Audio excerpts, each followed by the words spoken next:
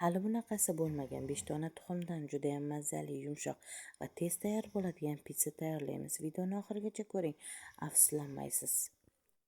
5 dona tuxumni idishimizga chaqib olamiz. Bir dona tuxum sarig'ini bitta piyolaga solib olib qo'yamiz. Nimaga olib qo'yganimiz videoda ko'rinmabdi, lekin oxirida aytib o'tib ketaman. Kichkina choy qoshig'imizda 1 qoshiq dro'jja, 1 choy qoshiq dro'jja, 1 choy qoshiq tuzni solib, tuxumli massamizni yaxshilab aralashtirib olamiz va men mukka unlaridan foydalandim. Juda ham zo'r unlardan biri. Shu unlardan 6 osh qoshiqda solib, suyuq massa hosil qildim.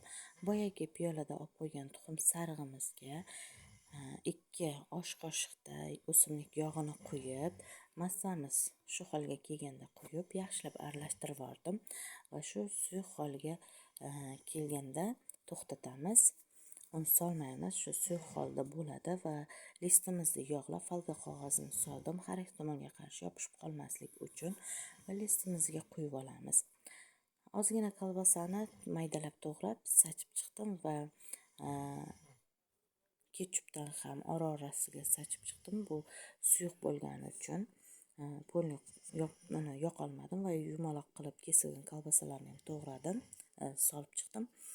Qizimga sirda kes desam, shu shaklda kesdim, mayli sir erib ketadi dedimda, bir-ikkitada sirlarni ham qo'yib chiqdik va shunday soldik-yu oldik. Tez pishdi. Juda ham mazali va tez pishar. Yoqqan bo'lsa, layk va obuna bo'lib qo'ying.